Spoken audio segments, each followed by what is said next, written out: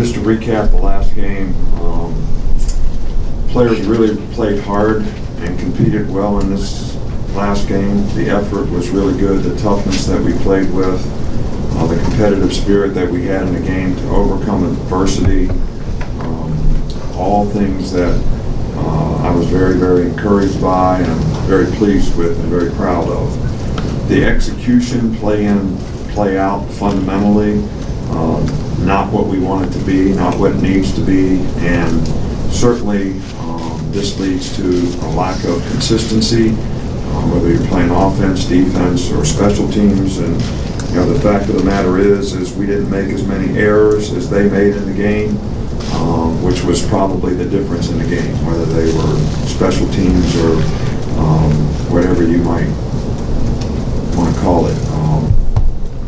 So I think the major goal for us is focus on the importance of improvement between the first and second game. Always something that I think every team has a great opportunity to maybe improve as much as any time all year long during that time. Players of the week, I think you got that information. Some injury updates. Christian Miller and Terrell Lewis will be out for the year. Both of them have season-ending surgeries coming up. Rashawn Evans and Anthony Jennings both have, I would call them, significant injuries that won't be long-term, and we would just list them as questionable. So they'll be day-to-day, but uncertain as to when they'll be able to come back and play. We're hopeful that'll be sooner than later. We're looking forward to coming back and playing at home. It's a great opportunity for our players. I know how much they love playing in Bryant-Denny Stadium. Our fans are always very supportive. The passion, energy, and enthusiasm is, something that's special in college football, and we always look forward to that. On another note, Mike Loxley, our wide receiver and assistant offensive coordinator, family tragedy, his son was killed, and I just want everybody to understand that our thoughts and prayers go out to Mike, Kia, and the entire Loxley family over this tragedy, and we'll do everything that we can to support Mike and his family in this time of tragedy. Fresno State, Jeff Tedford is one of the best coaches, I think, offensively in the country, and was head coach at Cal for many, many years, won lots of games, went to lots of bowl games, and Fresno returns lots of starters, 9 on offense, 6 on defense, a couple specialists. So this is a much, much improved team. They played really, really well and looked really good in their opening game, where they scored 66 points and shut the other team out. Got a good quarterback. They got a couple good receivers. They got some good players on defense. So that this is going to be a different kind of challenge for us, and something that our players have to respond to, because this is a much, much improved team. Okay. Coach, we'll start up here with Mark. With losing 2 of your outside linebackers, what does that mean for guys like Dylan Moses and some of the other younger guys? How much are you going to push them in these next coming weeks? Well, it means what it means. I mean, when we lose 2 guys, the next 2 guys have to step up. It creates opportunities for other people in the program. We're going to have to take some of the younger guys that we have and try to develop them, more quickly. We hate it that we lost these players. They're both good players. They both made significant improvement. They both played well in the game. But this is an opportunity for somebody else to step up and be able to play at a high level as well. And we're going to work very hard as a coaching staff to help those guys get in a position to do that. This side middle with Michael. During the offseason, a lot of talk was about Jalen Hurts getting better in the pocket, throwing the ball, and maybe not taking off as early. How do you think he did in that first game? Well, I think there were times where he did a good job. He stepped up and made some really good throws, and there were other times where I think he instinctively maybe took off, a little sooner than we like. But we're going to review those things with him on the film. In fact, we already have, and hopefully we'll just get him to trust and believe in doing the things that he needs to do to technically execute the plays. Although I thought his overall performance for the first game was pretty good. I thought some of the issues in the passing game were not quarterback related totally. He had some protection issues that were mental errors, not necessarily physical errors, that created some negative plays. And when I talk about overall execution, that's one of the areas that I would be speaking of. Come back over here to Chandler. Along those pass protection lines, what did you think of the play of Matt Womack and Jonah Williams, and how would you sort of assess both of their performances? Well, I think both guys did some very good things. I think overall our entire offensive line needs to be a little more physical. We need to finish blocks a little better. A lot of little things that we can do better that I think we want to emphasize with all the players, and so that's going to be the emphasis. But it's not just the offensive line. I think it's every position on our team. Come back here in the middle. Taryn. Hi, Coach. Last week you said that Bryant-Denny is your favorite stadium, but what are some of the things behind the scenes that maybe the average fan doesn't see that make it so different? Look, it's because everybody's for you. That's what makes it different. I love having the support of our fans. I love the tradition films that we show before the games. I love the passion, the energy, and enthusiasm. I know how much our players enjoy it, respect it, work so hard to try to play to a standard that people can be proud of. I don't really know what you mean behind the scenes. It's just great to be home. I got my chair at home. I got my little locker room at home.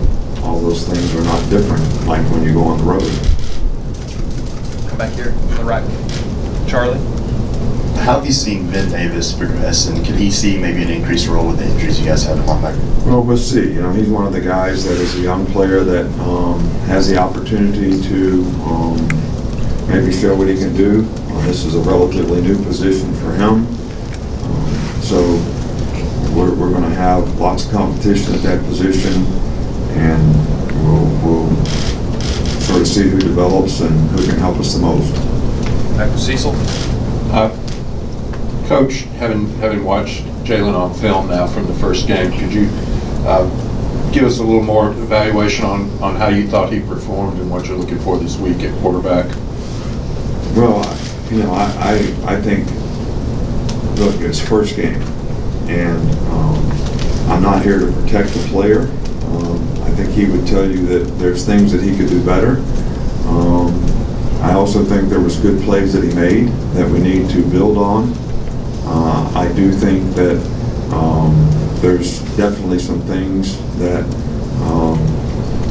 we could do better as coaches to help the players, and the players could do better to technically execute what they need to do so that we can make more explosive plays. We had several opportunities to make explosive plays, and whether they were breakdown in protection or aborting the play too quickly, we weren't able to make those plays. And when you do that, you leave a lot of money on the table. So I don't think that by field position and opportunities that we had in this game, we could ever walk away saying we're satisfied with the points that we scored. The guy that distributes the ball is the quarterback, so we're all responsible for that, but we just need to do a better job of executing overall as an offensive team. I've said this many times before, if the players around you are not doing a good job, quarterback's a tough position to play. So we all need to improve, and that's what our focus is going to be on this week. In front here with Dwayne. Coach, special teams with the field goal with Andy, how'd you think he did? I know he went 3 for 5, but overall, how'd you feel like he did? Well, I think, you know, we don't ever expect anybody to miss a field goal, but we know Andy's accuracy, you know, inside of 40 yards is very, very good. He made all those. A couple longer ones he didn't make. I think that he's capable of even being more consistent than maybe what he was in that particular game, but we don't want to miss any. But we're also going to be very supportive in terms of and confident that if he hits the ball well, he can make all those field goals. We'll go here in the middle with Alex. I want to ask you about Levi Wallace. He's a guy that's, you know, earned his way to where he's at now. Obviously, a former walk-on. He got a scholarship last season. But how have you seen him kind of develop, and just what do you think about him stepping in the way he did in that game? Well, there's been competition at that position between those two guys, he and Trayvon, you know, for quite some time. And I think Levi at this point, because he's been in the system and he's been in the program for a long time, understands the system, understands and can make the adaptations. I think he was a little more comfortable in the game, being a big game, first game, all that. I think Trayvon was a little nervous, a little anxious, made a couple mistakes early. But I think it's important that both those guys can play well for us, and that's going to be our goal. But I thought Levi did a really good job in the game. Two more, Coach, and we'll start here for the CW. What do you think of Damian Harris' performance on Saturday, and how important is it for you guys to have a well-rounded running back like that who can do it all? Well, Damian played really well in the game, not only as a running back, not only when he had the ball, he played really well without the ball, and he played really well on special teams.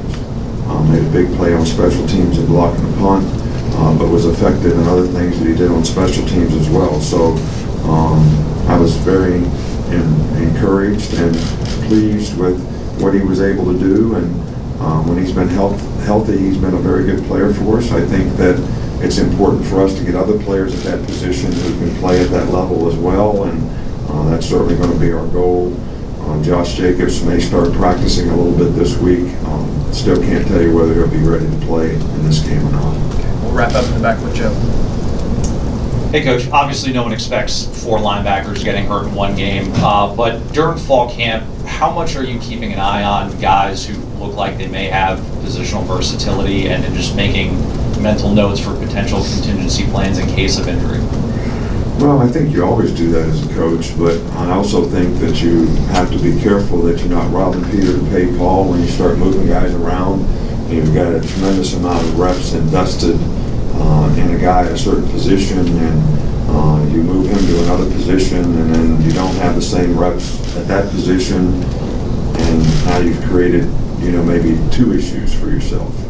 I do think that there are guys on our team that have position diversity that could move and play other positions, but I think we didn't just lose outside backers, we lost an inside backer too. So now to move one of those guys would make us, and that's where those guys are. You know, Matt could play outside linebacker, I think. You know, Holcomb could play outside linebacker. But if we move them now, then now we've created another issue for us at another position. So, you know, we have some young players that we think can develop. Obviously, they don't have the experience, but we played young players here before, and you know, we won a national championship with Minka and Ronnie Harrison playing when they were freshmen the whole time in secondary. So we feel like some of these guys can make a contribution, and we need to develop confidence, and so they have a good understanding of what's expected of them to do when the game comes. All right, thank you, Coach. All right, thank you.